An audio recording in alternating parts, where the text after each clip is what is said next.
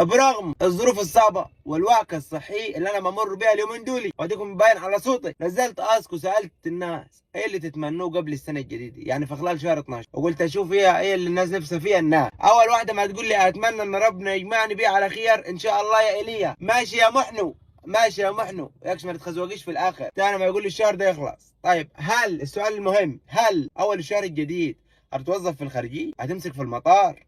هتبقى يعني فهمني، مع الايام هتتغير، كده كده الشهر يخلص ويجي شهر جديد، بس نحن زي ما احنا. اتجوز الولد الزبوطه حقي يا عبد الوهاب، حلال ولا حرام؟ لما يبقى راجل رتبي والناس كلها تقول باشا راح والباشا يجي، ولما يرتبط بك انت تسميه زبوطه يا با. مش كده يعني، ما عارفش اعض صباعي عشان ماسك التليفون باليد الثاني، ما تضايقونيش. بل الولد الزبوطه قول يا هنيه، قول اتجوز الولد البيت اللي انا مرتبطه بيه. اتمنى اني اشوفك على الحقيقه اول ما انزل سوهاج ادور عليك. يعني انت هتشوف الاملي، هتشوف الامل يا اختي. الحياه تخلص، الله خلصت روحك ما ردت يا شيخ ولا يا شيخي.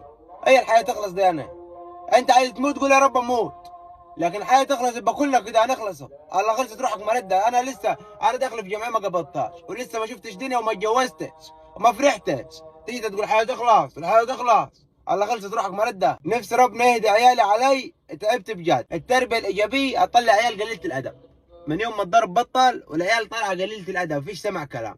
اسالك حته خرطوم انبوبه في البيت والعيل اللي يتكلم اديله بالمركوب على طول دوبيهم، يطلع العيل يمين يمين شمال شمال، لا لا في سوائي بالضبط، لكن من غير ضرب التربيه الايجابيه مش هتنفع.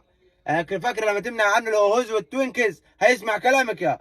فيش الكلام دي. اروح لكويت، حقك هاد نار هناك ب 160 جنيه هكدك ضد نار، حقك تروح لكويت.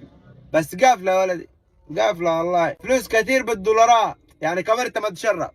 يعني انت فلوس، انت بتتمنى فلوس كثير بس عايزها بالدولار. انت حد لاقي دولار ولا مصري؟ ان الواد ربنا يرزقه بخازوق يطلع من نافوخه زي اللي اداهوله ويحرق قلبه زي ما حرق قلبي، ويجي لي زي الكلب. والله العيال اشباه الرجال اللي شغالين غزق، وفي البنات هم دول اللي جايبين لنا الكلام، هم اللي جايبين لنا الكلام. انت ولد مش بتاع جواز قول له مش بتاع جواز من الاول من البدايه، لكن تقعدش توعدي وتوعد واعمل واسوي واعيشك ملكي واعيشك برنسيسي ونلف العالم وتعيشها في احلام، في الاخر تروح تقول لها بالسلامه امك في العشه ولا طارت. انت من الاول مش راجل بتاع جواز، قول لها انا راجل بس مش بتاع جواز. لكن تقدر تعشمها؟ لا. تقدر انت وسخ قول لها انا وسخ. اول ما يجي لك عريس وافقي، وهي براحتها بقى تكلمك ما تكلمك، تعمل لك بلوك، تجرسك في البلد، تفضحك، ده مش شغلانتني. لكن توعدي وتخلى به او ده الغلط. حماتي واخوات جوزي البنات ربنا يهديهم علي، يا اما ياخذهم حسب الله ونعم الوكيل فيهم. والله تلقاك انت اللي عقربه ودخلت البيت وخربت الدنيا.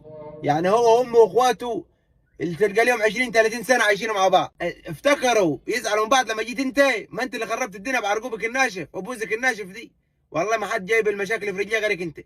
شوف ايه، انت لو متقي الله فيهم والله ما تحصل حاجه. ان ربنا وفقنا في ثالثه ثانوي، ما طول ما احنا ماسكين التليفونات وشغال نقلب ونسمع في الفيديوهات هي مش هتشوفوا نجاح.